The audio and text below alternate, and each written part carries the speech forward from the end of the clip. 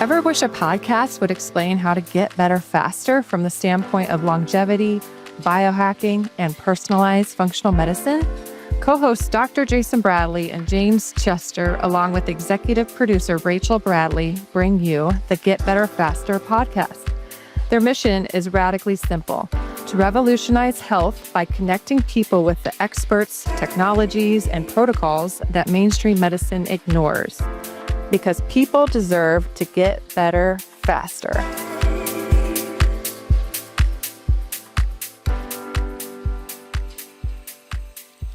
Hello, Get Better Faster Nation. I am Dr. Jason Bradley, and along with my co-host, the one and the only James Chester, and our incredible executive producer, Rachel Bradley, we want to welcome you back to another exciting episode of the Get Better Faster podcast.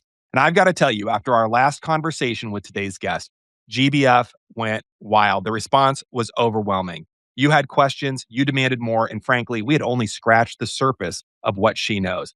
So we're bringing her back with a mission to expose the biggest health crisis destroying high performers right now. We're thrilled to welcome back the health queen herself, Beau Patrick. With 38 years of experience and now 10 published books under her belt, including 2 bestsellers, Sam has just released what might be her most important work yet, Corporate Burnout. In this book, she's exposing why burnout has become the endemic corporate disease, destroying careers, relationships, and health at an alarming rate. She's not talking about needing a vacation or practicing self-care. She's talking about the hormonal destruction happening inside high-performing professionals that conventional medicine completely ignores. Today, we're diving deep into why the corporate world is literally making people sick, how hormones are the missing link nobody's talking about, and what you can do right now to prevent becoming another burnout statistic. Pay attention, because we're about to expose some uncomfortable truths about the corporate health crisis. Sam, my very good friend, welcome back to the show. Thank you so much. Great to be back on, Dr. Jason, also James. So wonderful to have you allowing this opportunity for people to learn. It's wonderful. Yeah, I have a lot of newfound interest in some of the topics we talked about last time. As Jason was mentioning off in the green room, there's a lot to topics to be discussed when it comes to men's health, women's health, and now we're talking more about the corporate world and how these I guess all intersect. But as Jason said in your introduction, you've done 10 books, which I think you've actually done 11, and I know Dr. Jason's excited to talk to you about the 11th. It's like the 13th floor in the elevator. They don't exist, right? And 2 of your books became bestsellers, but you felt compelled to write this Corporate Burnout. And right now, what made you sit down and say the world needs this book right at this moment? And what's the crisis you're seeing that demanded you to speak up? Yeah, great question. That's the book. It originally, I started calling it, and I started writing it 3 years ago. And from a hormone perspective, I was seeing things that weren't being touched or picked up upon by other professionals. And that's because psychologists who are picking up workplace issues, they're not just about the shoulders up. I get that, but they're certainly not hormone experts, and they're certainly not doing lab tests and putting links together. They're listening to people, and they're going back into childhood or to, what are they doing to manage their time better? But the hormone literacy really wasn't there. And this book started off 3 years ago. It turned into War and Peace. I called it Power Shift, the dynamic role of hormones in the workplace. And the driving force for starting it was, how does a 60-year-old male who's had his shop for 40 years, now when I started writing in 2024, 2025, adapt it to the 22-year-old girl who might be going through heavy periods? How does he understand that? And how does he accommodate the workplace to be safe for her, or accommodating and welcoming, and also still getting productivity out of her? And what unfolded was the fact that the menopause cohort in the workforce now is larger than it's ever been before. Symptoms are greater than they've ever been before. And workplaces, by design, on the whole, are very masculine in trying to get people to perform. So there was that, and I went, wow, that is worthy of a book on its own. Then I went, wow, the girls that have polycystic ovary syndrome and the boss babes, and they're pushing themselves and driving themselves, all these, they're not necessarily alpha females, but they're high drivers, and all the hormone and infertility issues that come from that hormone state. largely driven by, yeah, sure, mindset, but how they spend majority of their time, which is at work, to the 50-plus-year-old male who has low testosterone, who is leading a lot of these companies, and what's going on in his mind and motivation, and how's he handling it. So it started off being power shift, the dynamic role of hormones in the workplace, because I could see that these discussions weren't being had, to wrapping it back up into an easier topic called corporate burnout, because I feel like that name is more relatable, and it actually forced me to reduce a book that was massive to something that people can pick up and take away on a weekend and read and learn, which is all my books are about, just breaking it down, making it relatable so they can implement things that make a difference. Well, I think it's a very timely piece, to be honest with you, because there's a lot of people out there that there's a lot of talk in the world, right? Testosterone, um, premenopause, postmenopause, menopause, all these things. And it's a very time consuming thing to start understanding it. And we used to always just say, get in control of your emotions, will you? And, Mhm. and try to get people back to like, understand like the world needs to go on. You matter, but not as much as the world going on.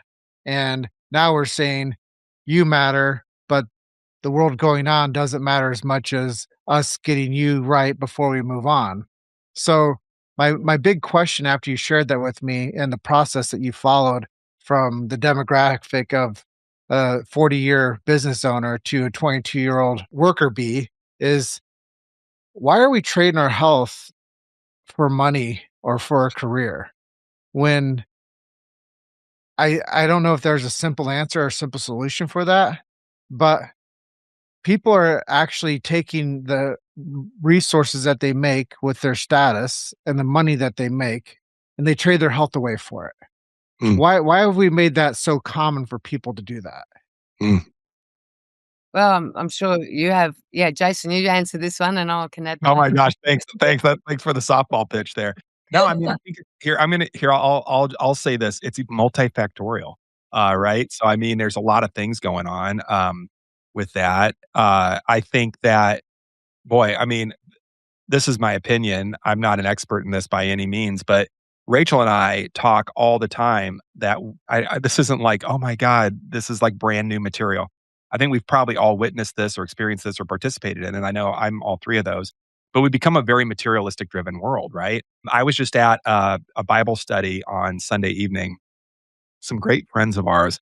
And we were talking about, we were just finishing Philippians and talking about Paul. And he's writing the letter to Philippians. And basically, I'm in jail and I'm probably going to die, but things can keep going on. Right. And by the way, here's how we give back. And we started talking about what that means to be a cheerful giver and, what that means. And I don't know, somehow it got brought up in our discussion about, being afraid of poverty. And I had shared this idea that, I've been poor in my life. I came from an upper middle class Midwestern family. And it should have been pretty easy, but I had no financial support, no emotional support. My family dynamics were just atrocious. We can have a whole counseling session on this sometimes. But I ended up at some point, I went to college. I was self funded. I was working 3, 4, or 5 jobs at a time, like legitimately. And I always had at least 3 jobs. And there was a point one summer where I found myself living out of the back of my brother-in-law's old pickup that I was driving. I didn't have an actual home. I had a roll-up mattress. I would wake up in the mornings. I would go the place that I was working. I was a morning supervisor at a daycare, and they had a shower. It was like an old home that had been converted into a daycare, but it was like a Montessori style. It was pretty cool.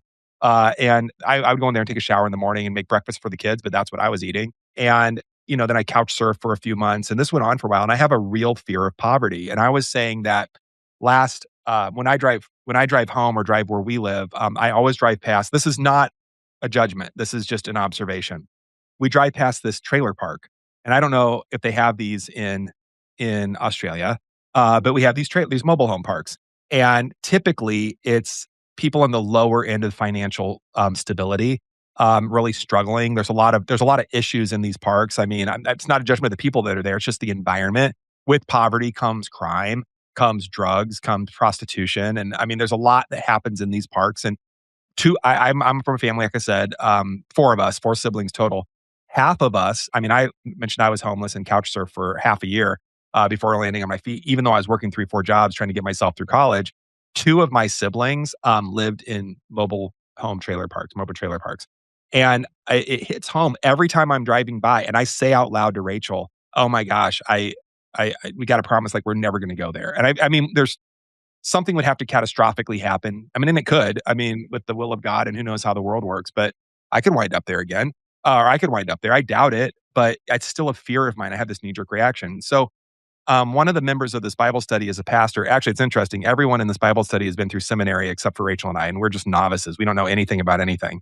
So we're just sponging. But one of the pastors that was there, Tony, he's like, basically, let me one up you on poverty. I grew up in South Side of Chicago. And I mean, it's a violent, destructive poverty. Like it's a violent, destructive poverty.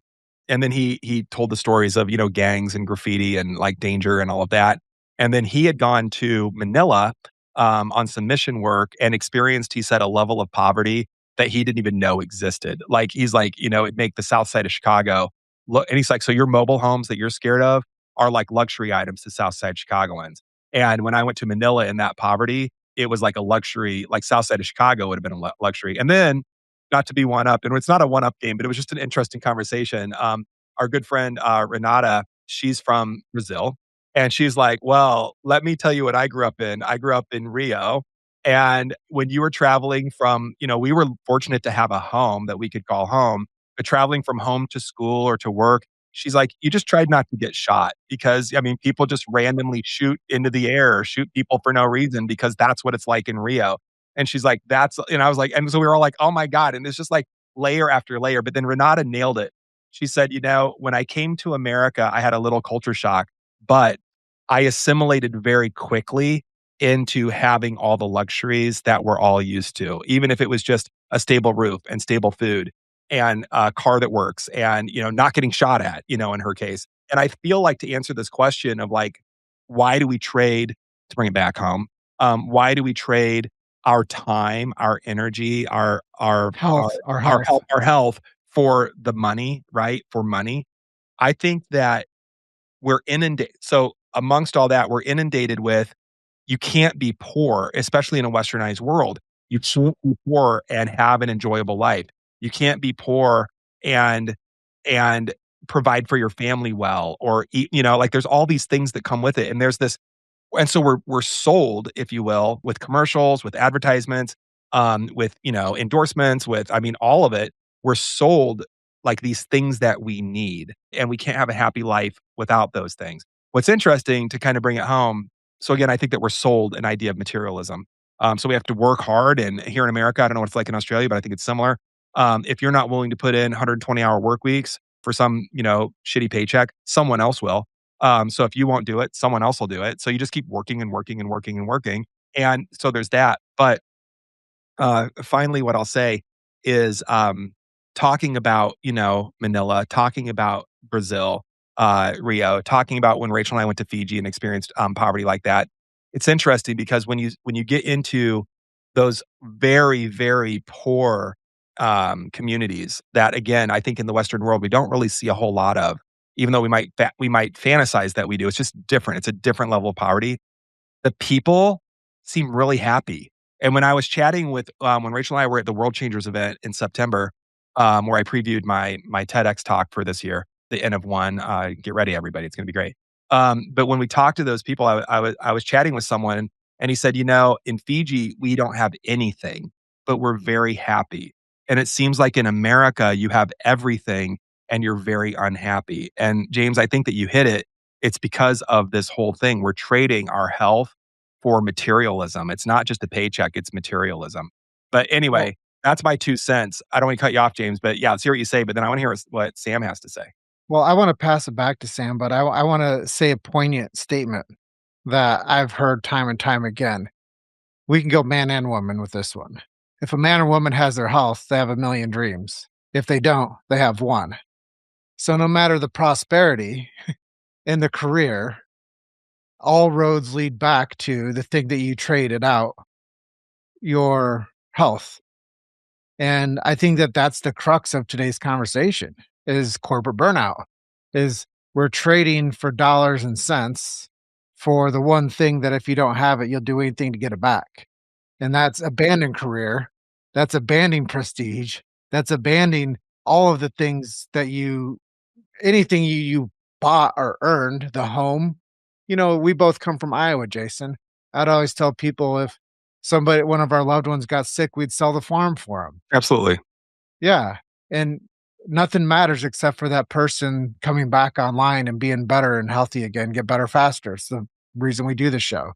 But it seems like it's this eternal trap that you have to go to the status to lose it all in order to realize what you actually have is yourself. And I know Sam's probably thinking a lot on what you said and the things I just brought up. But Sam, I want to pass it back to you and get your input on the topics. Yeah, I think Jason said, we've been sold materialism as status. And, we're only a generation away from, the late 60s. Well, that's when I was born, when it was a privilege to go to university, and it seemed as a privilege to have education. It's seen as a privilege to have shoes and all Amen. these things. Our parents kind of unconsciously installed that, I'm doing this for you so you can have a better shot at life.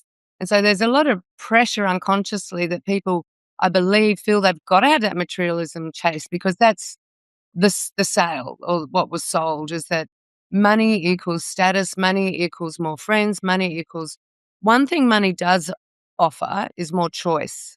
And that's potentially the only real difference between someone having a lot of money and someone not having much money, is it offers you choice.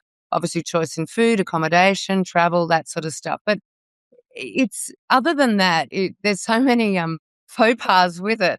And I was thinking while you were chatting, Jason, about the Dan Buettner with the blue zones. So he traveled around the world checking out communities where health was superior to anywhere else in the world. And of his identifiable things that people were doing consistently across these communities, making money wasn't one of them. Having a purpose was, and waking up and, I think he said to the fishermen in Japan, what are you doing, old man? You're in your 80s and you're dragging that fishing net out. And the old man was like, well, if I don't catch the fish for the village, who is going to? So it wasn't about how much status or wealth they had. It's the fact they knew they had a purpose. Purpose. Yeah, and I think we've traded a lot of these really critical human needs and translated them into, money actually represents my purpose. Money represents my health. Money represents my community. And that's not the case, but that's the sale that we're living under. Well, I think I think you're totally right, and all three of us come from this entrepreneurial world where we know people, most of us in this world have not taken conventional jobs, or at least don't have them right now.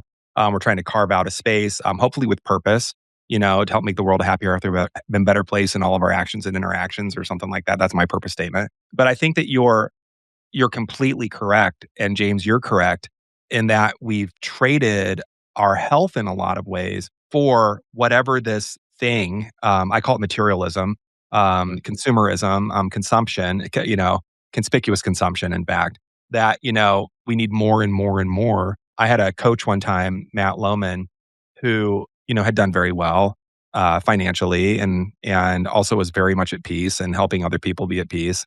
And he said, don't chase numbers, because no matter how much you have in the bank, there's always going to be another zero that you want, if that's what you're looking at, meaning you're always going to want to 10x or keep growing that bank account. And I think it's an easy trap to fall into.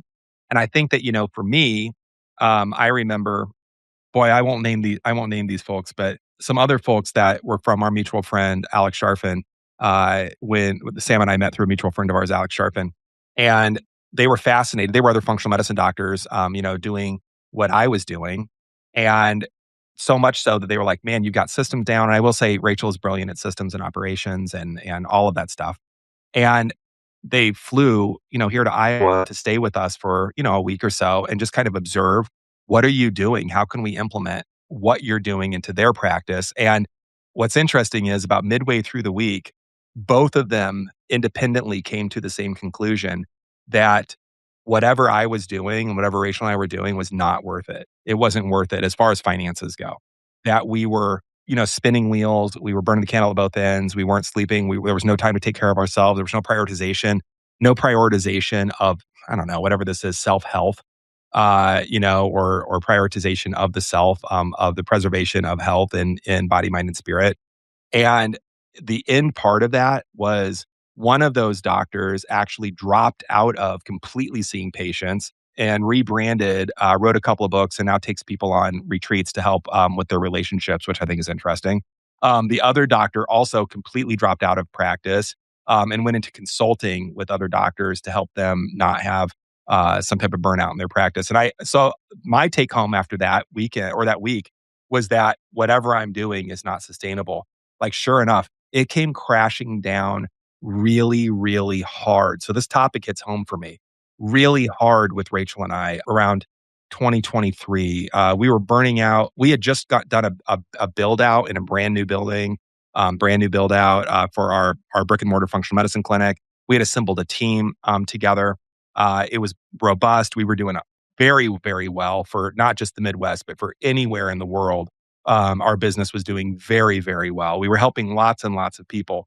And about midway through 2023, Rach and I had, like, I don't know what happened. We just had a heart-to-heart conversation where we looked at each other and we're like, shit's got to change and we decided by Thanksgiving Day. So into November, shit's got to change. We've got to not be on this insane hamster wheel, treadmill, whatever it is, whatever we're doing, or we have to bail on this because we're going to die. Like we're going to help, all these people, but we're going to die. Like we are not being exemplars of what we're teaching.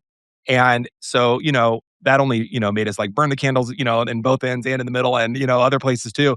And we got to Thanksgiving and it was horrible. Like we were miserable. We were unhappy. We were unhealthy. We were so stressed. We weren't sleeping. I mean, my blood pressure and my heart rate was through the roof. Migraines. I mean, I saw Rachel. I mean, I don't want to talk too much about her health, but I mean, she got down to, I don't know, something like 115 pounds or 110 pounds. And she's 5'10".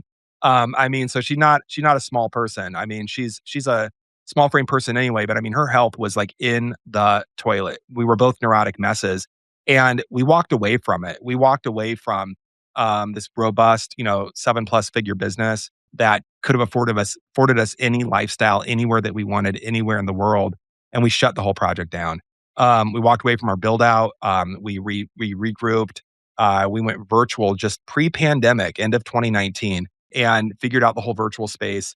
And then, COVID hit, and that was a game changer, I think, for everybody. But we burned out. I mean, and it affected, I want to get into the details of this, but I mean, our hormones were crap. I mean, I'll get into more details if it comes up, but I mean, it was serious. And it was, honestly, I don't know. Talking to you, I was in Rome and I remember we were having a chat on Messenger and I'm like, dude, you're burnt out. Yeah. And I think, and if I could say, I think there's a degree of not denial, but actual not recognizing it when you're in the midst of it. So people from the outside see it. I could see it. And those of us, you can see people as well that you work with or you love. You can just see their joys going, their sparks going. They're becoming not even robotic and functional. They're becoming quite dysfunctional. But people themselves, when you ask them, they're, no, I'm fine, or yeah, I'm tired, but they don't actually realize how bad or severe their burnout is. And it's sometimes like watching someone drown, it's like, I want to help you, but you're not putting your hand up yet. So please put your hand up. So I'll just grab it, and rip them out of the situation. I remember that, Thank you for, trying to like get my hand up at the time. And it's interesting because honestly, and I mean this with transparency, sitting here, I don't know, you never know how life could be in all the parallel universes and all the choices that we could make, right? But Rachel was my mirror. And when I saw the love of my life, like perishing, I mean, that's what was happening with her. She was perishing. She wasn't, not thriving, but not even surviving. Like she was on a downhill trend. And I would do anything for this woman. I mean, you guys know that. Anybody that follows me for a half minute knows that I would do anything for this woman. She loved my life. She's everything to me. And when I saw her demise, like, I think the reason that we shifted gears, it wasn't, I want to pretend like, and then I wised up and I figured it out. No, it was because I wanted to save my wife. And if she wouldn't have been around, I'd probably, who knows what, I don't know. I don't know that I would have stepped out like I did. James, go ahead. Sorry. Well, it's back to that saying that I said. We both come from Iowa. And if there's a loved one that was sick, we'd sell the farm for him. Yeah. You just abandoned the project. And it's not much different. And sometimes people question me, Sambo, like they're like, what do you do? And I'm like, well, I'm a professional podcaster. And some people claim that I have this like hobby job, but it affords me an amazing life. One of my mentors once told me that you get to do what you want, when you want, with who you want. And that's the pinnacle of achievement in his eye for me. And I go, yeah. And some people think that I have a hobby job, but I'm impacting the hearts and souls of millions of people by having a skill set that most people want to just get into because they want clients. I go, I do this because I see a legacy in the projects that I create and the work that I do. And it affords me the ability to do the life that I choose. So could I go out and sell any bauble and trinket for any cause? Heck yeah. Like if you want me to go sell cars, I'd probably become the number one car dealer sales guy at any dealership. If you wanted me to go sell timeshares, I'd probably have the most timeshare signups out of anybody that ever worked in timeshares. But I don't want that. All I want to do is do what I do. So that gets me to a question that I know that you've had experience with, and that you're like you help people with is business travel disaster and how business and travel impact our health. Because I said I can go where I want, when I want, with who I want. But for people who are road warriors like myself, constantly flying, eating hotel food, sleeping in different time zones, how is it specifically accelerating their hormone decline? Like Jason's talking about this lifestyle that he built with Rachel that was unsustainable. How is that travel lifestyle like ruining people's testosterone or their estrogen? Like, how do you correct that? Okay, so just to pick up something you said, by the way, I wrote a blog on my LinkedIn about this, or my newsletter about redefining success, because I think individual success and what that feels like or looks like to Mm. someone is radically different to what we're being sold. Money in the bank. I believe we all need a certain degree of certainty, but I don't know that I mean, I love money. It gives me a lot of choice. I don't know that having 100 million, though, is going to be radically different to me having 10 million. So at what point do, we pick our level where we've got, I can drink nice wine if I like, I eat incredible food, and I do have freedoms without having to work 100 hours. And I've just re-entered yesterday a corporate group, and I know there's this energy and there's like, right, we've got to do this faster, quicker. And I'm a little bit meh. I might seem a bit reticent because I have been burned out a couple of times and the lessons sit on your shoulders. So if you go down that trajectory again, it rears its head. You start gaining weight, you start losing joy, you start waking up at 3 a.m., not pondering, but actually ruminating on ideas. So I don't want to go back there. So I'm very protective, like you, James, of, no, this is success for me. And my values are aligned when I'm in this place. And I know that greatness is coming from me being the most powerful and happiest in this container I'm putting myself in of purpose. Back to the travel disaster and business. Actually, there's another book that I've written, Jason, and it was called Hot Tips for the Business Traveler. And it was Yeah. my first. I want to read that book now. It's my first book. It's probably And I written wrote- about me. Yeah, I wrote it in 2009 and I was so green-eyed, just so green. I thought, this book so this is the story behind this book. So at the time I'd had 9 years in corporate, 2 weeks on the road, 2 weeks at home, living out of a suitcase, buffets. These are in my pharmaceutical It is about days. James. Yeah, right. I was traveling, to the States, to Europe, all around the country, going to conferences and wining and dining from 6 a.m. through to midnight and doing deals. And for me, the book was written about how I found health within all that and how I could be true to health, because health has always been, health is my wealth, 100%. So, the little things like power napping, exercise is just, there'll be a 1 hour lunch break, and sure, you're meant to network, but I would go, right, that 1 hour is my time. I'm going to exercise. Clocking off, not drinking after a certain point at night. There's no point going to bed drunk, particularly at work functions, unless it's a celebratory event and you're letting the throttle off for a little bit, sure. But if it's on an ongoing basis, it doesn't serve any great benefit. So I would stop, I would have drinks for dinner, be very mindful of it, and then have a cutoff date time. Just go, look, I don't need any more alcohol after this point. I'm happy, I'm bubbly. I did do a lot of business at the bar, as we say in Australia. So a lot of my networking or doctors learning to trust me or conversations with pharmacists, a lot of it was at the bar, because that's when the guards are down and the friendships and the genuine questions were coming out. But also, I guess I offset that with, the buffet, I wouldn't eat all the bread stuff and I wouldn't eat I just didn't have dessert. I had a caveat, I wouldn't have dessert. So I had salads and protein, and I'd fill up a breakfast on protein and veggies. So that's how I manage the eating side of it. That's how I manage the alcohol side of it. And you've just got to have a moral compass on the other stuff that can lead to disasters. Like, if you're with a partner and monogamy is an agreement between the two of you, you never breach it. As soon, because there's opportunity when you're a business traveler to do all that stuff. And I remember the first time I started in corporate, I went with one of the older reps, and we went out, 7-hour drive to this location. And he said, Sammy, what happens on this side of the mountain stays on this side of the mountain. And I was like, oh my God, what does that mean? Because I had no idea of this whole industry. And what was the other thing he said? He said, oh, you don't want to work too hard because you're going to show the rest of us up.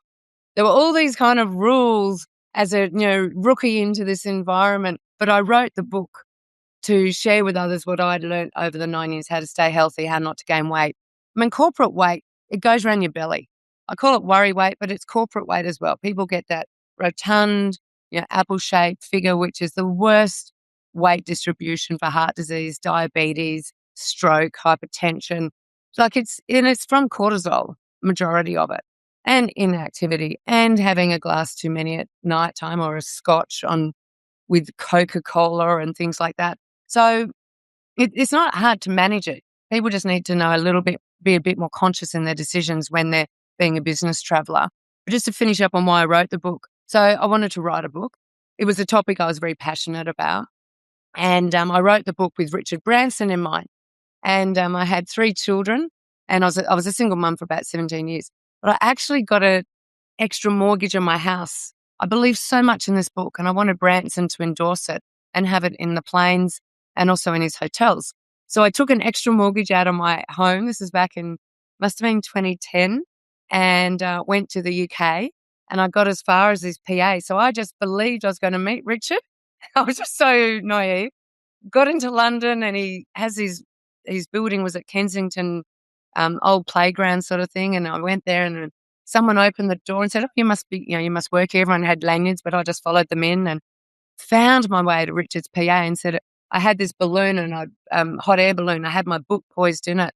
And I said, I want to meet Richard because I believe if he endorses this, we can help orphans around the world. And that was my whole driving thing. I was prepared to mortgage my home, and I think my mortgage is still exactly the same. 15 years on, I've never paid it down. I've tried, but it's still that the same. And I didn't get to meet Branson. The board said, no, we're not going to run with that idea. But anyway, that was what I was prepared to do to get that book out there. So that's it's got a lot of fond memories, that book, and that's all about the corporate traveler, business traveler. That's interesting. I love that story. I wish that you would have had a chance to meet him, because then I would vicariously know him through you. And it's interesting as we started traveling with James, Rachel and I, and going to various conventions and seminars and talks and all that kind of stuff. What's really cool about James that probably not a lot of people know, I hope it's okay for me to share this. I think you know what I'm going to share. He travels with a whole kit, like his health kit. And what I mean by that is it's a whole suitcase full of really cool stuff that just helps him stay healthy. And he's like, no matter what's going on, 5 a.m. doing his yoga and meditation and doing his brain tap and journaling he has like it's like a 5 hour wind up to his day. I'm teasing, but I mean, it's when I first started working with James, he was like, I was like, what time do you start? And he's like, I don't start before 10 a.m. And I was like, what do you mean 10 a.m.? I'm like up and ready to go at like, let's go, like 5 o'clock, 6 o'clock. And he was like, oh, I'm up. I just am not going to start working until, 10 a.m. And it's because he has such, integrity with his health. And I know that that's been put together over years. And I'm just so impressed by that. Now that's inspired us. And, we have a lot more integrity around that. And now, fortunately or unfortunately, when we travel, we have a whole bag that goes with us that has all of our devices and things that we need, which is pretty fun. But I wanted to share a quote and then I want to get over to cortisol. I read a book, 30 years ago, 25 years ago, I don't even know when, a long, long time ago, that I think the title of the book explains what the book's about, but I couldn't tell you anything else in this book. The title of the book is The 3-Day Energy Fast, and it's by someone that I do not know, and I don't know any other work that she's done, named Pamela Sarer. I'm not sure if I don't know if I'm pronouncing her name right, the 3-Day Energy Fast, but there was a quote in there that stuck with me. Same corporate burnout, right? She was a journalist. She was writing for whatever she was, magazine or newspaper, and it was like high speed, always on 24/7, and she was burning out. And the quote that stuck with me was, and I've said this, I remember this quote, like it hit so home with me. It only took me, 25, 30 years to get at least wrap my head around it. She said, I had to heal myself from needing to be successful in that way. And I think it's a really profound statement. This whole idea of like this indoctrination that we have, this selling of materialism, the selling of another zero in the bank account, that where our worth is decided by how much money we have and how busy we are. We've all been there. Everybody on this call has been there. And that quote, I needed to, what was it? I wrote it down. I had to heal myself from needing to be successful in that way. Don't know what the rest of the book was about. Don't remember any of it, but that just jumped out at me. So I appreciate that. The other comment that I wanted to talk about too is, I'll bring this back. I'll bring this back if it comes back up. But Rachel and I have this credo that we live by, which is living above the line.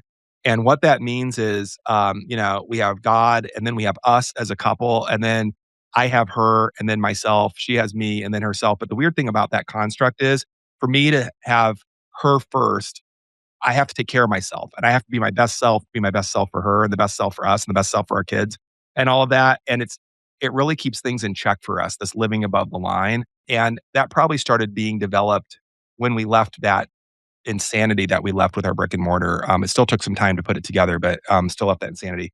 I want to go back to cortisol because you mentioned that apple-shaped body, that body fat, that visceral adipose tissue that's around our midsection. So I know we've all seen these people. I've been one of these people before, where we carry that midsection weight. I mean, skinny little legs, skinny little arms, not a lot of puffiness necessarily around the face. But when you look, it's a very rotund, belly. And again, you mentioned, and it's true here, but I want to give us a chance to talk about it. You said a lot of that's due to cortisol. There's so much here. I know that a lot of our listeners understand what that sort of means, but can you walk us through what the heck is cortisol and why does it cause belly fat in that midsection? What's going on? Yeah. So a bit like carbohydrates, cortisol, I believe cortisol is going to be the hormone we talk about most in 2026. But I want to say from the outset, it's not bad. It's like carbohydrates. They're not bad. They've just got to be timed when we want them to be the dominant working for us thing. So cortisol is released as part of our 24-hour body clock. So starts, up, down, here goes. There's another hormone that signals that we start producing it just on dawn break in the morning, and that starts to wake us up. So cortisol plays a role in our 24-hour diurnal variation. It should peak around 10 a.m., 12 p.m. during the day, and should start tapering off later in the day. So around about 6, 7 o'clock at night, it should be nice and low. And at that point, that enables our sleep hormone melatonin to kick in. And melatonin then will peak around 1 o'clock and drop off. Now, this is obviously shift workers have different diurnal variations, etc. But just for the normal sort of, if we were living, camping, no electricity sort of stuff. So that cortisol plays a role there. It also is released when we're in I say to people, there's only two switches in your body. There's the on switch, the sympathetic nervous system, which is fight or flight, or the off switch, the parasympathetic, the rest and digest system. The body's always kind of in this flux, but the up state, the unconscious messages that we're sending to our body that our life is under threat or potential harm, augments all these processes in our body to enable us to run for our life or punch our way through something. Some people freeze, but generally what's happening is this flooding of hormones and adrenaline, or you call it epinephrine, norepinephrine, we call it adrenaline, noradrenaline in Australia, and cortisol are released at that point to augment these functions so we can protect ourselves and run for our life. So it's very protective cortisol. It augments and makes us focus more. It asks and gets insulin to be more sensitized and circulate more in the bloodstream. So when the sugar's released from the liver and spleen and muscles, we can utilize it quicker so we can run if we need to run. So cortisol leads to hyper-aroused or excessive insulin. It also plays a role. It goes up to the liver and it says, hey, liver, we might be losing a limb, so can you make some more cholesterol? Because every new cell is made by a cholesterol cell ring. So high cholesterol in someone who's eating well is often due to stress. I know they're told it's familial hypercholesteremia, but that is very low. It's not genetics in most cases. It's socialized pattern that mum was a stress head, you've become a stress head. It's stress. So high cortisol may lead to high cholesterol levels. High cortisol also inflames the body. So it releases a stack of prostaglandins into interleukins that also make the body ready to repair itself should it encounter a mishap. So a lot of people feel from the head down wired, very anxious and ready to consume lots of information if they need to, dry mouth. They can shake a little bit. They've got this insulin pumping around their body. Long-term, their cholesterol might go up. They might end up with hypertension, racy heart palpitations. But all of that, and puffiness and inflammation, sore joints, achy hips, fingers, etc., all of that long-term becomes very damaging. It's great when there is a near-death situation in front of you, or your body's fighting back a virus, or something crappy's just happened emotionally, and you need that augmented response. But we're not very well rehearsed, and we're not really trained from school through, and certainly not in corporate, to switch it off when we don't need it on. Because majority of the time, our life isn't under threat. And yet our body chugging unconsciously behind the scenes like it is. Like even running late for an appointment, it's not life-threatening, but we will respond and that switch will go up. And we're getting all of those hormones being produced inappropriately in a way. So cortisol, the main reason it's leading to the belly fat is combination of things. It's insulin.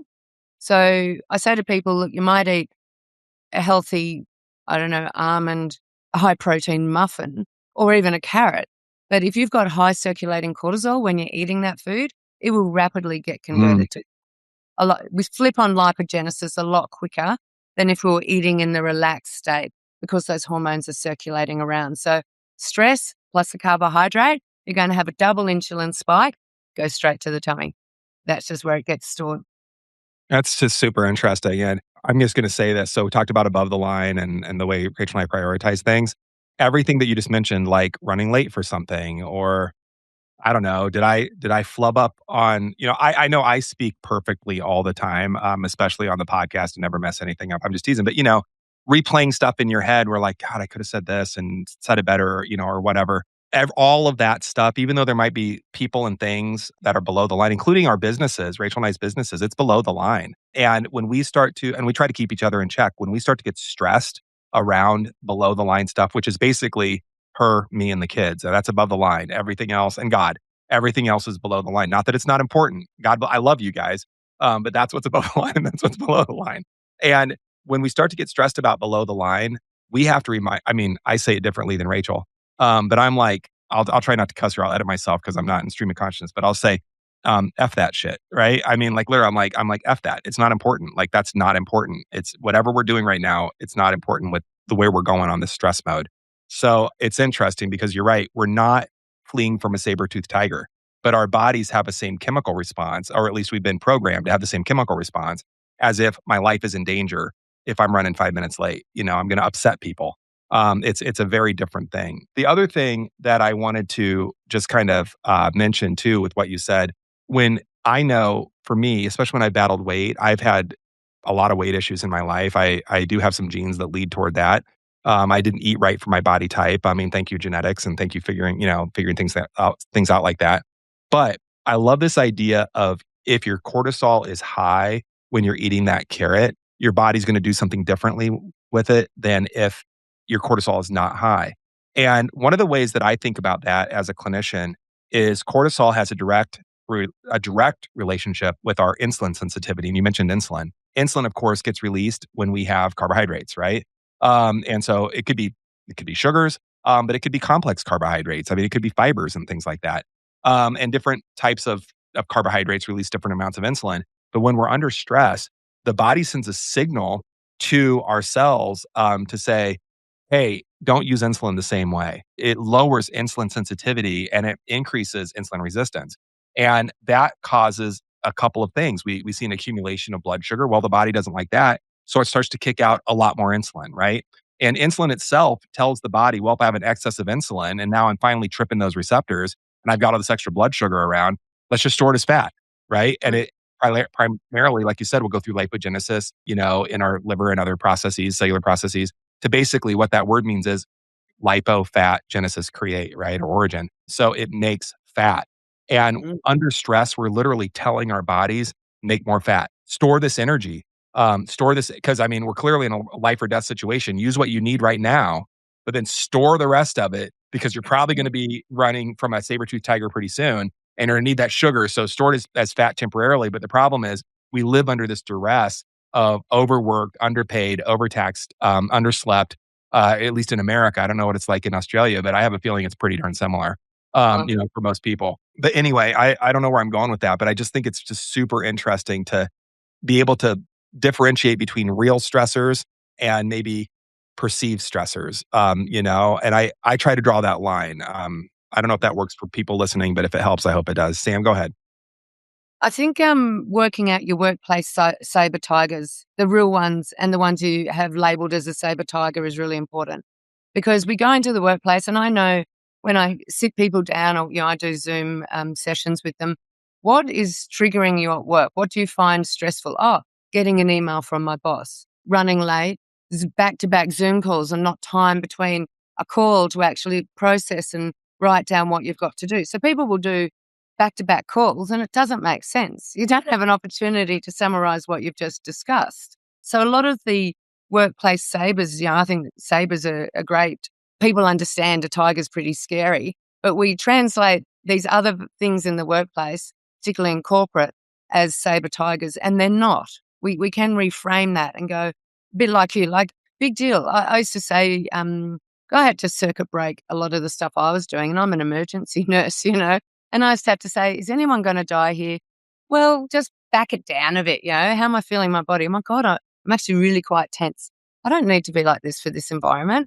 And big deal if they don't like you. Just take a breath and, just relax.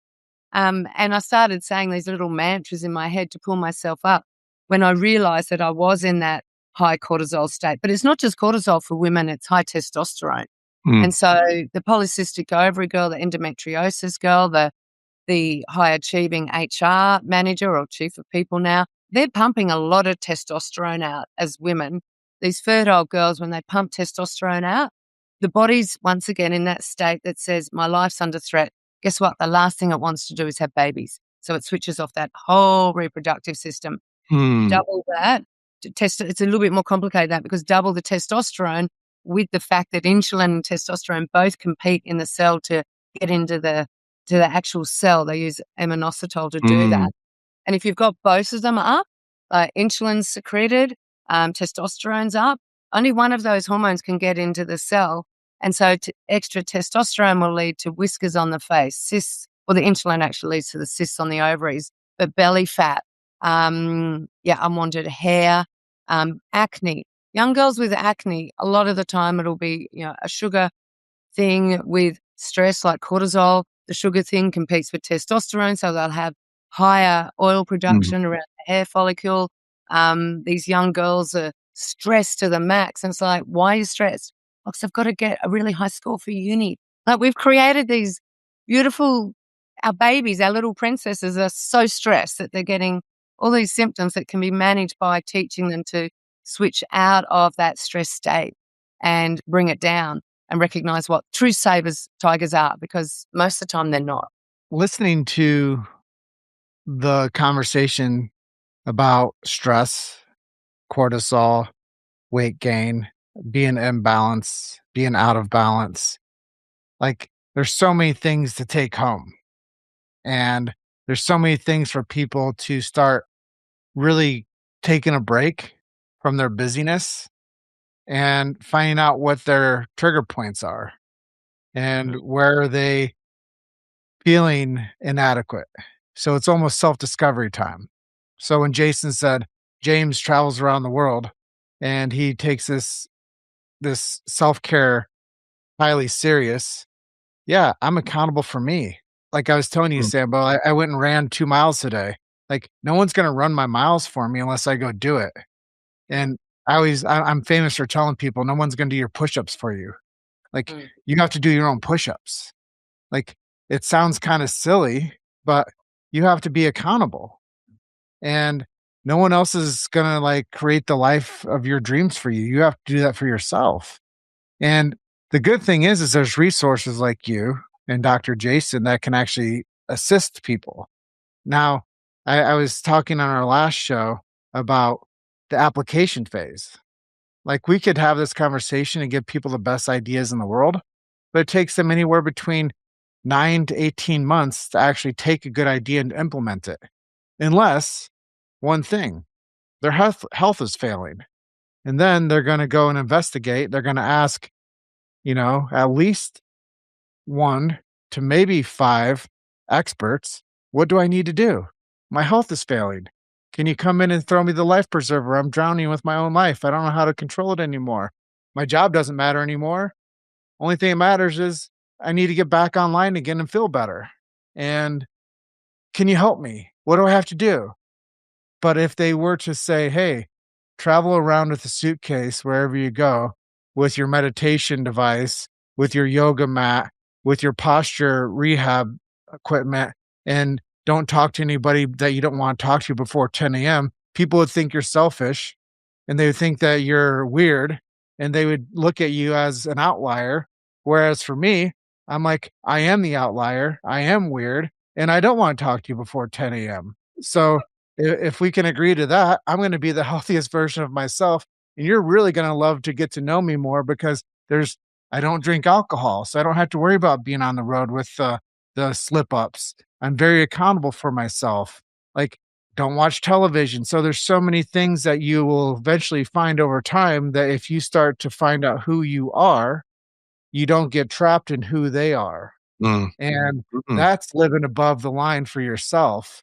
That's And beautiful. whether it's for your relationship, really, whether it's for your relationship with your loved ones, your kids, or for yourself.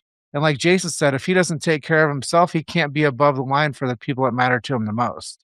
So this is a big call out to everybody out there is don't wait till you need to have that like phone a friend or phone the doctor moment that says, hey, this isn't feeling good. I don't feel like life is good anymore. Start today doing the things that make you a better person so you don't get to the point of having, whether it's the familial burnout or the corporate burnout or the burnout of being the time traveler like I am. Like you can't let yourself diminish that far down the line and until you say, hey, throw me a life preserver. I'm dying over here. I think it's super Jason? interesting. I loved that, James. Thank you for sharing that. And I want to go into some practical things that people can do in this world because I mean, especially in the Western world, I mean, it is corporate world, and as I mentioned, if you're not willing to do it in talking about human capital in a capitalistic and materialistic society, if you're not willing to do it, there's someone else that will, so we create those tigers and those fears and have a chemical response to it when it's not life threatening. It just might be quality of life threatening. Very, very different things here. But before we jump into what people can do, I want to go back a little bit because it's something, it's come up a few times, Sam, as I've heard you speaking. And thank you for sharing your thoughts. And you mentioned, and I'm paraphrasing, this isn't a quote. You mentioned something to the effect of so many highly achieving women that are in these corporate roles that we would call, quote, successful, whatever that means, are all of a sudden, producing not only stress hormones, cortisol, but now we're seeing testosterone levels. And their ovaries, instead of producing, these words are so conventional, but feminizing hormones, we're producing androgen or masculizing hormones, right? And we start to see women, having more and more testosterone. I've seen that when I run hormone studies. I see that all the time Mm, with our highly achieving women, which is Rachel and I's primary, client base. So we see mm, this all the time. But you said something that's interesting. Before I get to what you said, I've also noticed in highly achieving men, they have low testosterone and mm, they're depleted and they're exhausted. I mean, they're literally running on adrenaline, epinephrine, norepinephrine. I mean, they're literally running on stress chemistry. Not mm. that the corporate women aren't. That's not what I mean. But like, it's a different animal altogether. And I know that you know what I'm talking about, right? Yeah, So I was in my head. I've always struggled with this. Why in women do we see a rise in testosterone under this pressure cooker, but in men, we see a lowering and, in fact, sometimes estrogen dominance in men? But you yeah. gave me something I've never heard before on this, and I want to make sure I heard this right. You said something to the effect of it's, and I don't know if you said this, but protecting the body from having babies because you can't be Mm, successful and safe in the corporate world if you're going to be having babies. And I was like, that makes sense to me. yep. Because I mean, women, there's a whole bunch of polarity things we can talk Called about here, epigenetics. right? But women take Mm. on this conventional masculine role, whatever that is, of like, I'll be the man. I'll get it done. We'll call them the boss babes. Yeah, I think that's what we called them early in the show, right? Boss babes. And men become, I don't know, less, it's The almost babes. Emasculated. yeah. I'll tell you exactly what's going on. Yeah. What's going So on? all right. So, the PCO, the young woman with high androgen, that's one of my best-selling books, which is called Beauty and the Beast Within: The Hormone Changes Making Women Wild. I'll come back to that topic because I really do want to unpack it. But just as a point of understanding for people, if they've got high cortisol, and they're going through menopause, they're going to do what's called the pregnenolone steal. So they're not going to produce progesterone. Majority of women I see going through menopause who are flushing, broken sleep, gaining weight, it's because this pathway is overactivated. It's because they're stressed. They're burnt out. So they don't make progesterone, and that's why they're flushing and having broken sleep. It's not always estrogen. So that's what's happening in menopausal women with high cortisol. With men with high cortisol, what it does is it suppresses testosterone production. So any sort of stress that the guy's not switching off from at the end of the day will steal his testosterone in his sleep, and that's when guys make testosterone, and they will not produce testosterone. Now, if they are per chance making testosterone still in their low and zinc, it aromatizes to estrogen. So it's very common to have guys with low testosterone, high estrogen, which makes them depressed. They overthink. They send long texts. Guys shouldn't be sending long texts. As soon as I see it, I go, I think they've got a high estrogen problem here. That they get heart disease, prostate issues, a stack of things will happen because they should have high testosterone, low estrogen. Cortisol suppresses testosterone, so they'll end up with low testosterone. Now, back to the girls with high testosterone. Now, when I first wrote that book, I had what I affectionately call a hormone breakdown. And it was this one night, 8 days out from Christmas, thought I'd have a dinner party on the Gold Coast. It's very hot. It was about 50 degrees, which is like 130, I suppose, in Fahrenheit, in this gutter kitchen. And I was cooking a turkey and all this stuff. And I had what I call a hormone implosion, where I felt rage because one of my babies had done a poop, and I asked my ex-husband to change it. He said no, and I was just like, "Are you kidding me?" And my body flooded with this rage. Now I went looking for solutions and answers. Why was I like that? I didn't want to be like that ever again. It was such a frightening feeling because it was really dramatic. And, doctors said you're depressed. And I'm not depressed. You need this. Crystal healers gave me this. Chiropractors, everyone had their opinion, but no one really resolved it till I did a saliva test. And I found that my testosterone was through the roof. So I went, oh, this is interesting. I wonder how many other women have this issue. And I had 5 staff members. We had naturopaths under me. We had 3 clinics and lots of patients. And I said, can we start checking? Just to ask them if they felt 1, 2 things. Do they ever get angry? And can we check their hormones? Came out of it was, oh no, I don't get angry. I just get irritated. I get a short fuse. People give me the pip. Women weren't using the word angry. We weren't allowed to. There's a lot of shame associated with it. That's changed in the last 15 years, fortunately. But when we check their hormones, 1 or 2 things are happening. In menopausal women, testosterone was very low, so they were burnt out and they had no sex drive, no competitive edge. They were just, do what you want with me. Like, that's your menopausal woman with low testosterone, giving up the fight almost. And then there's this huge cohort of women who are having periods through to before they go into menopause with very high testosterone. And what I unraveled, I interviewed consulted with all these women. And what I found is there's a cohort of women, this is what I broke it down to. 4 women will end up with high testosterone in those fertile years. And it is the number 1 cause of infertility. And it is so easy to resolve. So too many carbohydrates will lead to high testosterone because of that insulin competitive pathway. So girls who are waking up having fruit salad and then they're having a coffee, then that morning tea, they're having more fruit or sushi or pasta, high carbs will lead to often high testosterone. They're very competitive in nature. So these are your athletes, your girls who are in the corporate, the boss babes. They push testosterone up as a masculating hormone, but it also goes up when you come near us as women. You want to take my kids, you watch me raw. Testosterone's a get out of my face hormone for women. It'll also go up when women work amongst men. So frontline workers in the defence force, amongst the police force, in construction, they will often have high testosterone because I believe it's adaptive in that situation. And I've put the 4th group in together, the boss babes and the competitive girls together. So when testosterone goes up for us, we're in our raw state. We're in a very angry, unable to relax state physiologically. So it's impossible to be stressed and relaxed at the same time. It's actually impossible. They're 2 different physiological states. That was cool. Going to do that a bit more often. So we've got to do the opposite physiological state to lower that testosterone.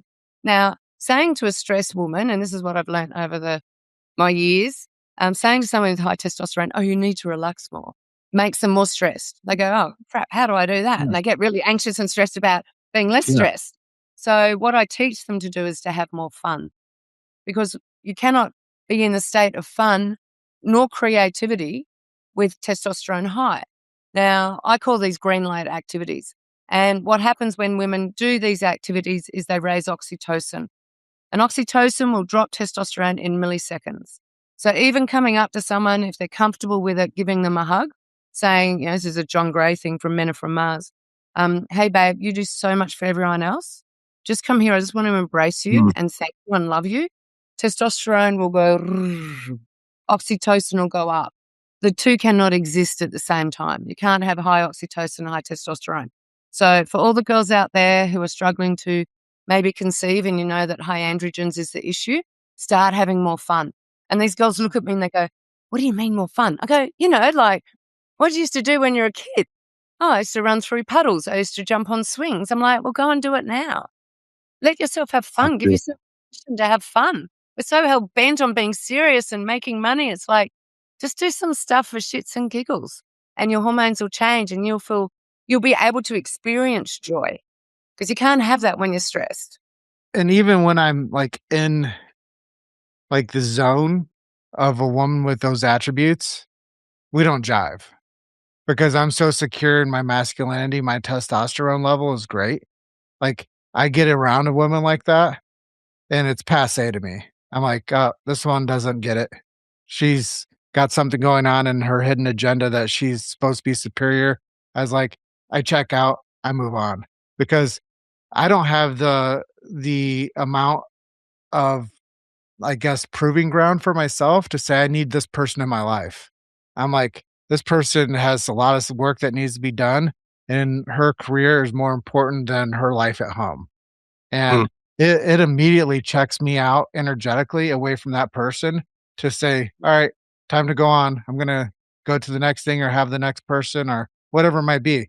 That the Mm, interaction will never happen for a guy like me because that person has this vision of themselves that doesn't land. So I can imagine that other people that are trying that person's trying to have subordinate to them are just emasculated and tail tucked and won't ever like step up to the plate and say, you know what? I don't like the way you think about this. And I'm right for once and you're not. And I think that that's a huge conflict right there. What you're saying is that they come to this position and then they're undesirable. They're undesirable in the workplace and they're undesirable for a partner. And go have fun, ladies. Like you don't have to have the testosterone pumping through your veins the way that a man does. Just be a good woman and enjoy the role. mm, wow. And like you said, have fun with that position because somebody that you could actually have a good relationship like myself that will like walk through the fire for you, you're gonna turn me off like snap of a finger if you come at me like that. So I think it's Mm. also about the environment that we build ourselves into, that some people are just amazing to be around and you can like, mesh with them. But when people don't have a stable estrogen level, they're not fun to be around. I don't care if it's a man or a woman in the same zone with them. You're probably gonna be like, that lady's a bitch. I'm not gonna spend any time with her. And that's just the rub of what happens when people don't have balance. Mm, And when we trade out our time and our money and our careers for our health. And what happens is the relationships on the back end and the future relationships will fail. And then what happens is that person's lonely. And then they're frustrated. And then they're angry. And then they're like, how can I become more feminine again, Sambo? And you're mm. like, well, these are the steps you need to take. Go jump in some puddles and take a swing, would you? I like that. I really appreciate that, and I relate to it too. The other thing that I've been really, like, fascinated with lately is this, and James, unfortunately, has heard a lot of this conversation between Rachel and I, because Rachel and I are always talking about this all the time, is what does it mean to be masculine or feminine? Like, what are the roles? Our kids get upset with us because they're like, "Women can be anything and men can be anything," and I question, like, we talk about biological imperatives and we talk about genetics and we talk about these things. But it's interesting because talking about polarity, Sam, you mentioned, when you're interviewing women and, you say, "Do you get angry?" And they're like, "No, I might get irritated," and, like this, but there's this thing there. But here's what's really interesting, and I hope I might be opening a can of worms, and I don't mean to. James kinda opened it here a little bit, so I'll open it a little bit more. I'll crack the can a little bit more.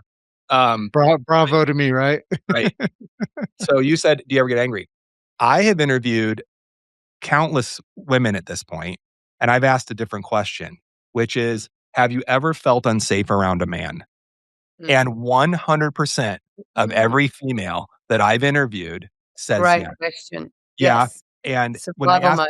when I ask the men the same like, "Have you ever felt unsafe around a woman?" Most men are like, I mean, they'll laugh it off, like, "No." I mean, there's a few that are like, "Yeah, I really, like, wound up with, like, this psychotic person and she freaked me out," but mostly men are like, "No, not at all," right? Women, 100% of women say that. So then I start stepping back and I'm like, "That's interesting," because Mhm. when we start talking about masculine and feminine and divine polarity, and I mean, we can get into the metaphysics of this if we want, but when we start talking about it, there are these ideas of this traditional masculine role of being a protector and a provider and creating safety and security, right? I mean, that's men are able to do that with their physical presence, right? Because, and I not judging, I'm just saying men typically are bigger, stronger, faster Mm. than women. And so that's been part of our evolution or a part of our symbiotic relationship with, between the sexes, is that, we'll do some of this stuff, you do some of this stuff, right? And I'm not trying to be offensive, by the way. I'm just saying the way things appear to be. Yep. But when we have an environment where men don't have as much testosterone, I know that we always talk about testosterone rage, and we talked a little bit about it here. But with men, it's actually men with the lowest quartile of testosterone with that rage and that whatever that is. And it's, I think, because men have this idea that to be a man, I have to be strong and this. And when they're low in testosterone, they're feeling that fatigue and they're running on adrenaline, stress chemistry. They compensate for this, as James would say, this like stable masculine testosterone. they compensate with anger and irritability and control and dominance. And sometimes that comes out in violent type behaviors, or at least violent type suggestions, which I think women pick up on. And they're like, I don't feel safe around that dude. And keep going, I'll wax poetic on this a little bit longer. We've also created a society where being masculine, at least in the West, is frowned upon. I mean, having like whatever that traditional male role is, like, I mean, it's better to be a Mr. Mom, and it's better to like not be, I don't even know what alpha means or whatever these things mean, but like the person that's going to, and I'm going to use the word be disciplined or dominate. And I don't mean dominate others. I mean, dominate yourself so you can have integrity with your own self and your own being.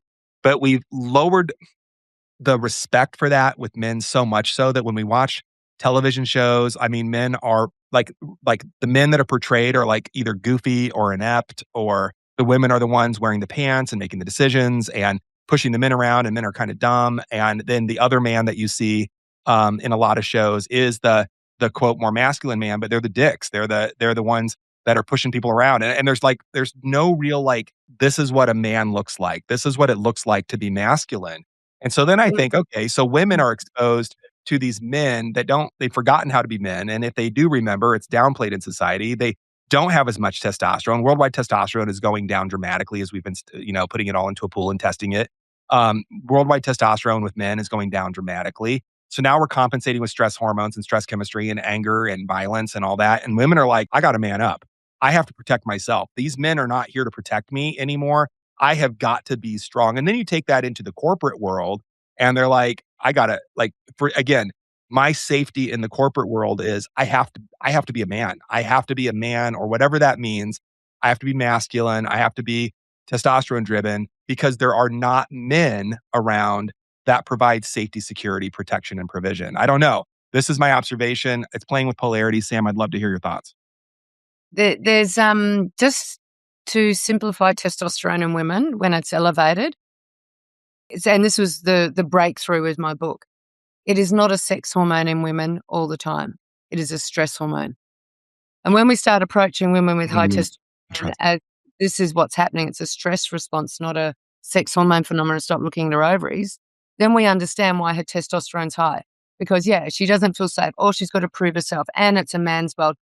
All the women I speak to, and I shouldn't say all, I don't like, a lot of the women I speak to, when I say, how do you feel in the workplace, whatever, I've got to work twice as hard. In Australia, women are still only getting 82% of what a man will earn for the same job. Like, that's insane. That does not make sense. They still believe at interviews because they are of childbearing age, they get penalised. They think in menopause that they're penalised because they're not valued, because they might have foggy brain. So they're in survival mode because they've got to prove themselves all the time.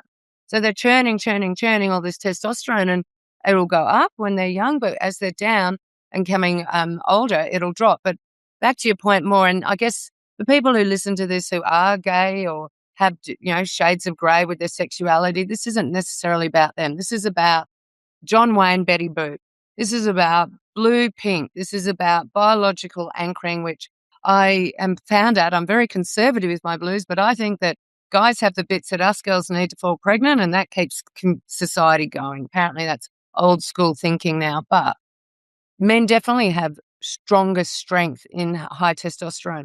Are we doing the right thing by them in the last 10 years through Hollywood learnings, which is where majority of us culturally get this is the normal, and that's what, why living in, Hollywood with, a swimming pool, that's why people have started to aspire for it, because we've been sold that that's the dream.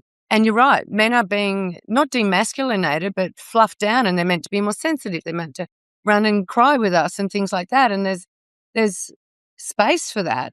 But if guys become like us all the way, and, as you were saying, James, if we become so masculine, who's got a need for each other?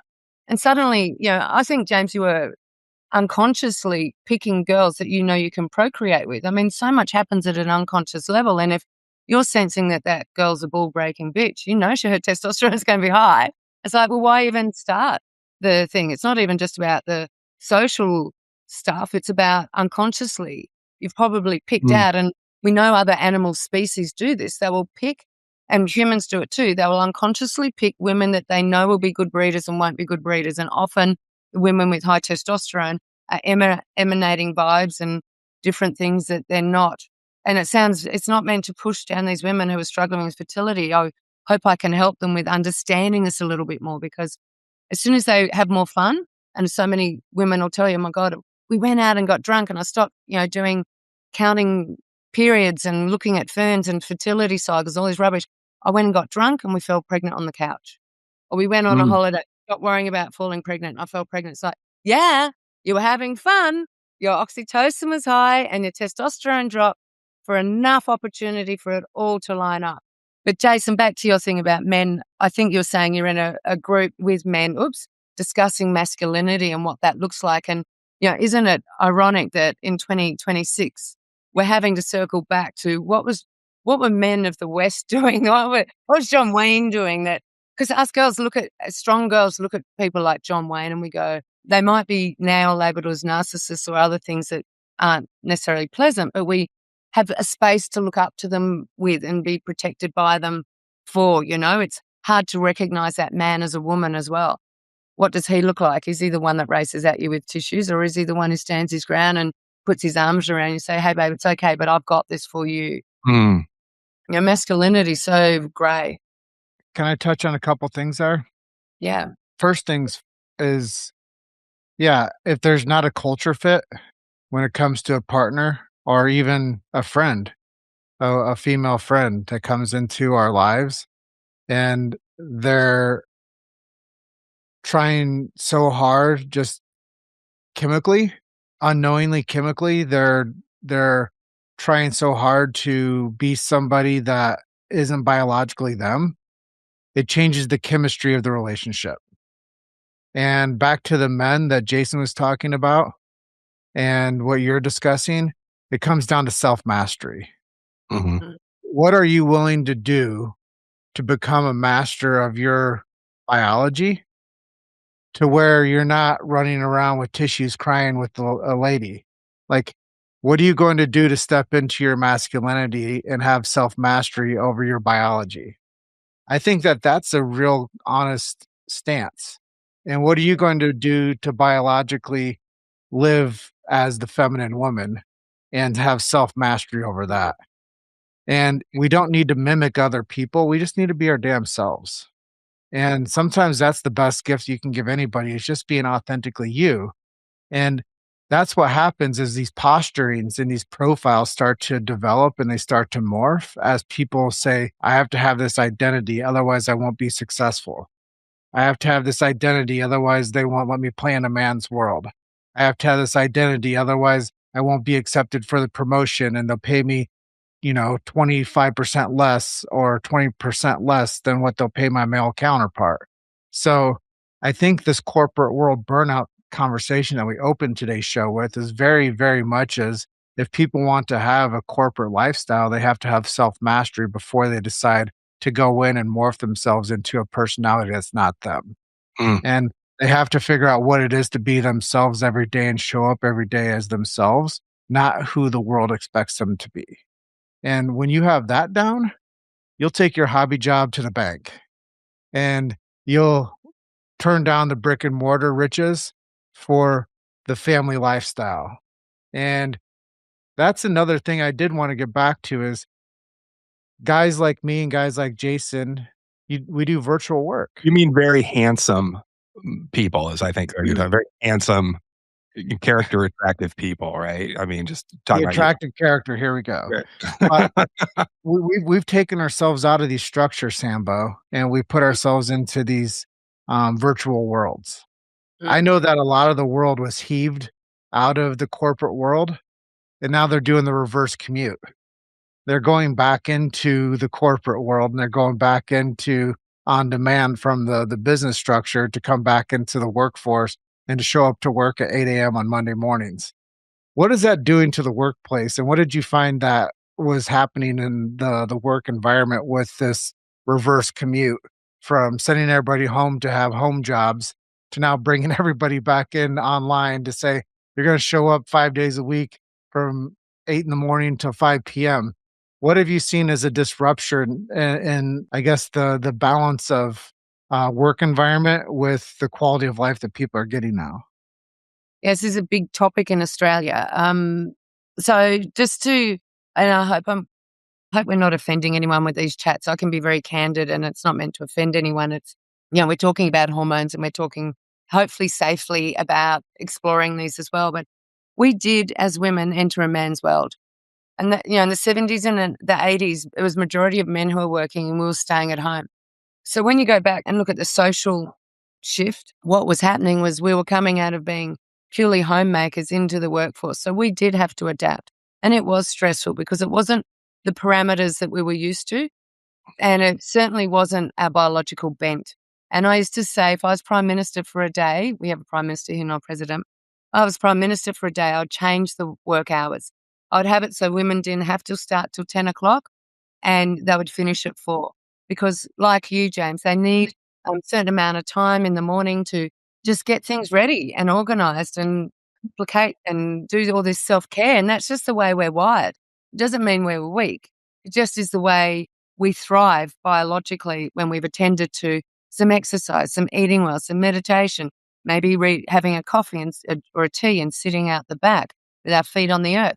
That brings out the best in women, not stressing, going to the gym at 5 a.m. and getting to work at 7:30, looking like she's the most attentive and working through lunch breaks. That does not make women thrive. And it never has, and I don't think it ever will.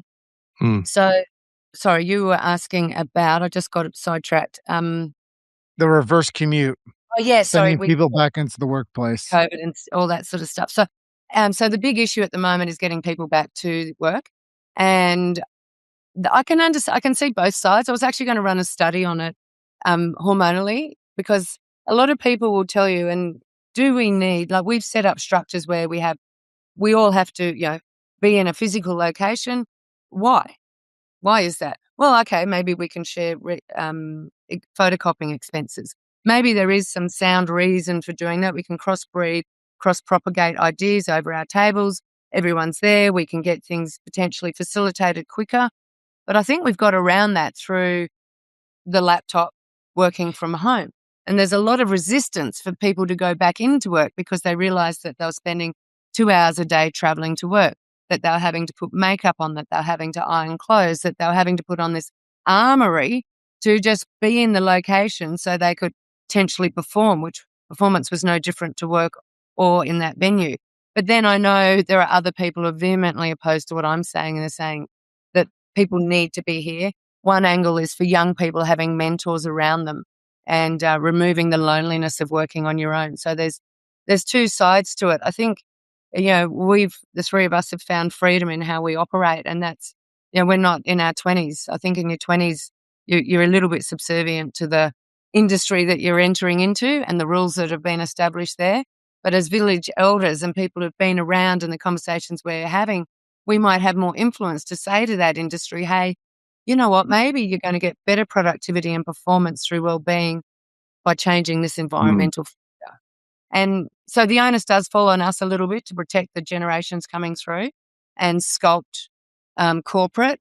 But, corporate is all about performance and profit. So we need to frame it up in a way that is, actually, you know what, you're going to get better performance out of this person if they do start at 10 o'clock. Oh, no, everyone has to start at 8:30. That sends a bad message through the company. Does it? Or is it that progressive? Like that. I think that's where the conversations are going to be in 2026 with corporate. What brings the best well-being out in your staff? What brings the best culture out so everyone feels like they're being listened to, heard, acknowledged and catered to in a way that's transparent, but also individualized so the culture can, or the company can succeed. That's what it's about. Not everyone's the same. I think that's well said. I think that's well said. That's what I was going to say too. No, ditto. I totally agree with that. I think it's interesting too. I mean, like reframing the corporate, I was going to say reframing the corporate framework, but reframing that corporate structure. Again, it's about productivity. I mean, early bird gets the worm, work harder. I know we say work smarter, not harder, but I mean, I think in the corporate world, it's like work smart and hard. Our older daughter was talking to her male friend. They're officially not boyfriend, girlfriend, because they haven't declared that yet, but, there's a whole Dad, come on. I know, and they're exclusively dating, and I'm like, "What's the difference?" I mean, like, I don't really fully understand the terminology, but anyway, I'm also not in my 20s. There's a whole dating lexicon I don't know about. But he was, he's over in, I think San Francisco, and he was burning a little bit of the midnight oil, because he had some projects to get done and this and that, and everybody had left the workplace, and she was chatting. He was taking a break and called her, and I thought that was cute, but I'm like, why do we push that? It's interesting, in the corporate world. And I was thinking that, if we could help the powers that be, the people that run those corporations, understand they'll actually get more productivity from their workers, from their employees, if we allowed them to have a leisurely morning or a self help morning. And if people actually took the time to do that self care in the morning, not just like, well, I slept in and I'm still rushing to work and I'm still whatever because I stayed up late. I mean, like there's got to be a structure to it. But I mean, I do think that if we could get individuals to buy into, hey, if I took a few hours in the morning to get morning sunlight first thing, go on a walk, do my yoga, do my meditation, do some journaling, get my head straight around life before I check my phone, check my email, jump into work and all these things. And then, had a finish your projects, but let's all roll out of here at 4. I like that idea, 10 to 4, 6-hour workday. I love that. 30 hours a week. I love that. We talk about, 40-hour work weeks in the West. I mean, and it seems like if you're employed by any type of company, you're putting in 50, 60 hours. I mean, you just are, even though it might be a 40-hour work week.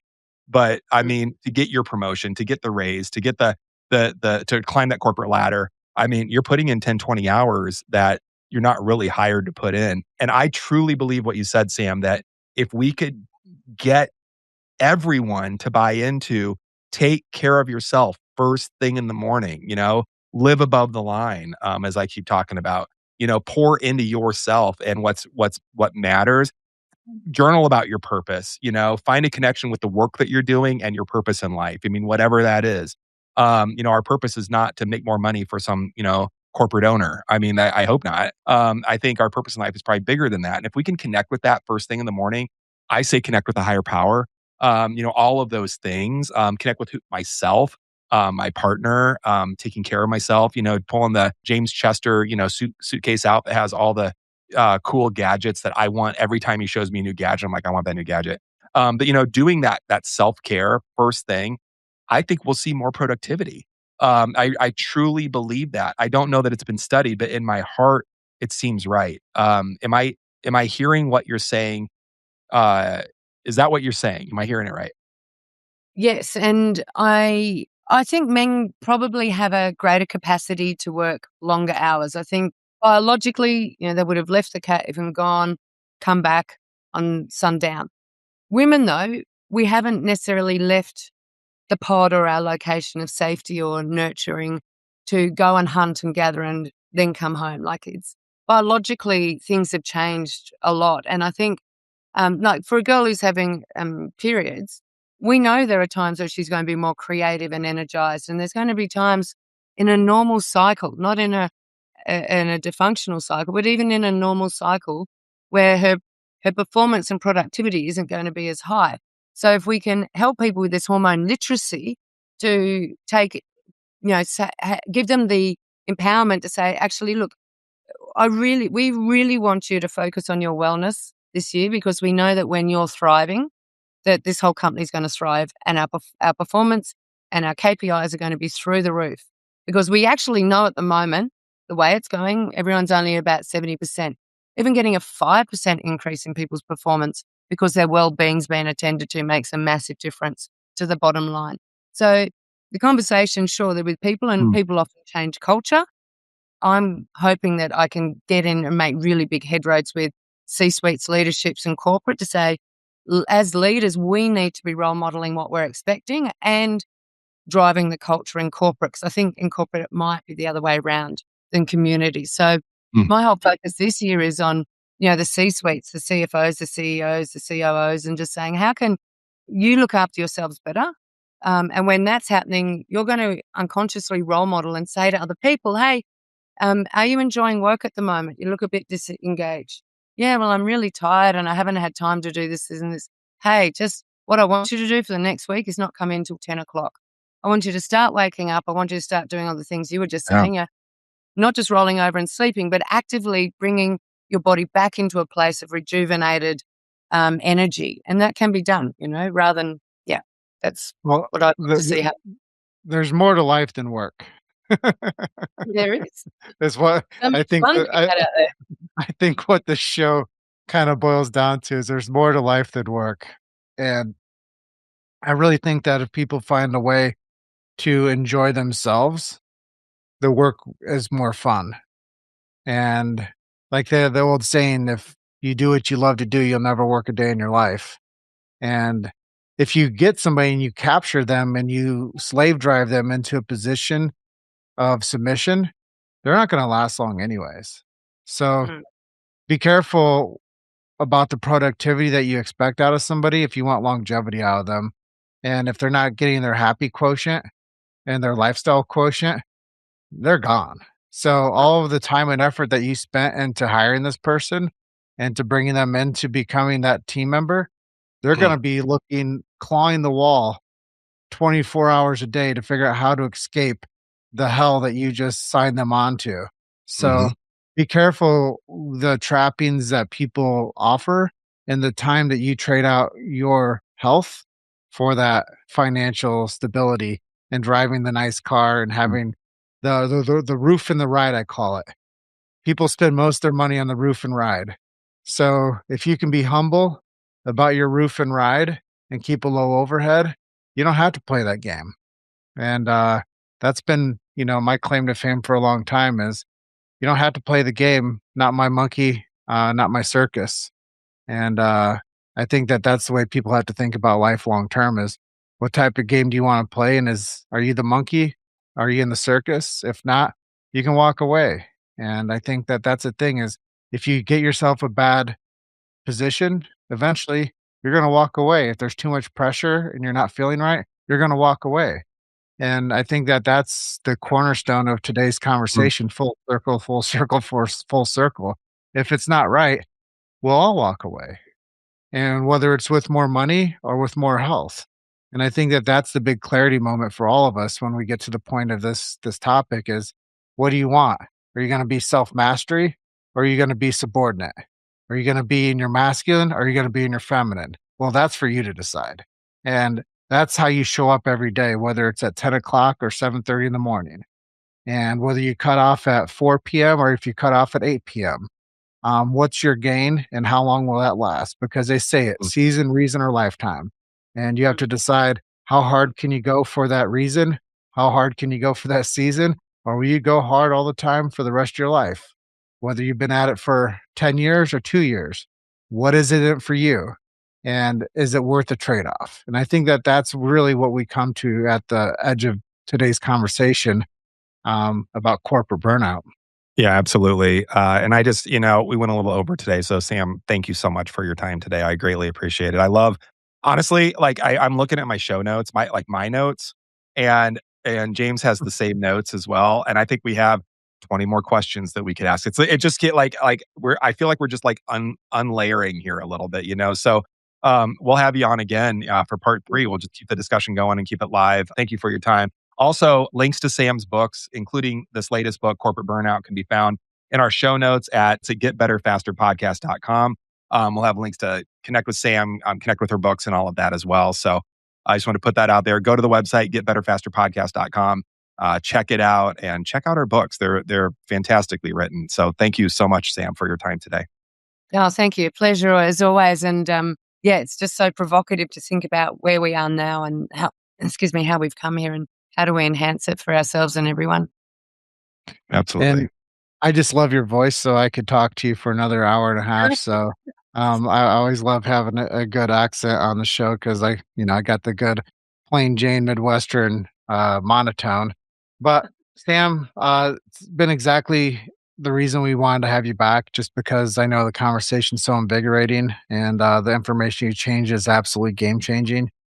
For our listeners, if you're in the corporate world, running a business, or pushing yourself at high performance levels, you need Sam's new book, Corporate Burnout, the one we've been talking about the entire show. This isn't some fluffy self-help book to tell you to meditate more like me, but this is a hormonal blueprint for surviving and thriving in high stress environments without destroying your body in the process. That's a big takeaway, right? Like, don't destroy yourself in the process of climbing the corporate ladder. And here's what makes Sam different from every other wellness expert out there. She's been there 25 years in the corporate leadership. She knows the pitfalls, the traps. She's lost count of how many high performing professionals she's helped pull from the edge of complete hormonal collapse. Like Dr. Jason said, her programs, you can get them at getbetterfasterpodcast.com, aren't just protocols. They're rescue missions for people that the medical system has completely failed. Whether you're dealing with adrenal fatigue, testosterone crash, premenopause, in the C-suite, or just trying to have energy past 2 p.m., as we talked about 4 p.m., without reaching for your fourth cup of coffee, Sam has the answers. Grab Corporate Burnout on Amazon. Book could literally save your career, your relationships, as we were talking about, and your health. And remember, nobody has come to save you, but experts like Sam showing you the real root causes of real solutions can absolutely save yourself. Sam, thank you for coming back and having the courage to write a book that calls out the corporate health crisis nobody else wants to admit exists. And to you all, our Get Better Faster Nation, if this episode resonates with you, as I suspect it would for most of you, share it with your colleagues, your boss, and your team. I know it might be a little bit of twingy if you share it with your boss, but do it anyways. The corporate world needs this wake-up call. Don't forget to subscribe, grab Sam's book, and keep the questions coming, because we're just getting started exposing the lies that are keeping people sick. We are so thankful that you'll come back for episode 3 with us. Until next time, keep questioning everything and keep getting better faster. GBF Nation, thank you. Sambo Patrick, thank you. Jason Bradley, you're an amazing co-host. And Dr. Rachel Bradley, thank you so much for the executive producing today. And everybody out there, we'll be back for part 3. And this isn't bye forever. It's just bye for now. Bye for now. Love you guys. Thank you, Sam. Thank you, James. Thank you, GBF Nation. Thank you, Rachel. I love you. See you guys in the next episode. Thanks for tuning in to the Get Better Faster podcast. Join the movement and visit getbetterfasterpodcast.com to find all our episodes, micro content, and resources to help you and your family get better faster.